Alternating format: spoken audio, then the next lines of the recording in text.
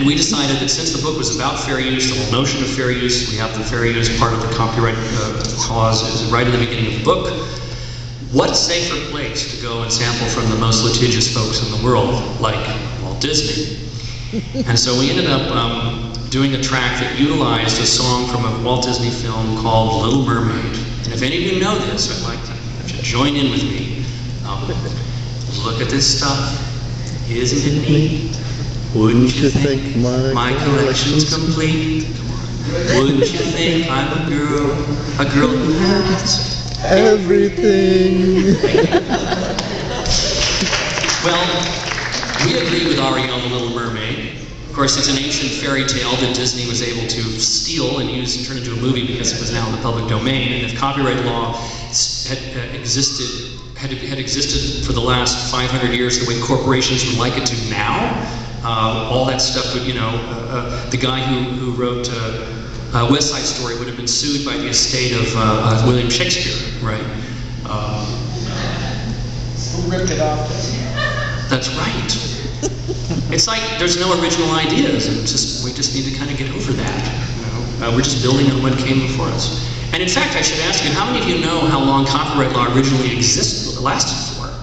It was 14 years. And this was not coming from some progressive bunch of thinkers, activists in the United States. This was like the best conservative minds in the country came up with the idea that copyright law should be 14 years. That's long enough. It drove Mark Twain insane because all of his books came into the public domain while he was alive. Well, guess what? It also encouraged him to write more books. And you have to wonder if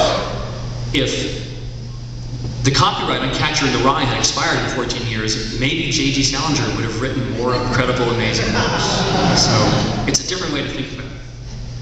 So anyway, we ended up with a CD that uses the song from Disney's Little Mermaid, and we combined that with a TV show that was called Wise Guy, that had an episode about corruption in the music industry. There were some samples from the Dean Martin song, and it morphs into a cover version of a Black Flag song, because we ended up, when we put out this book, we not only got sued for putting out the U2 single, but our record label, Greg Ginn of Black Flag and SST, ended up suing us for putting out a magazine that was about being sued for putting out a record. It got very strange.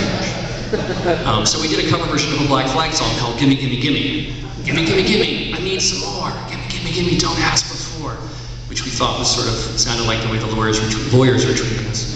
And finally, what we utilized in there that was kind of the real icing on the cake for us was that we ended up with a recording of a very highly placed record executive threatening a friend of ours on the phone to sue her over copyright issues.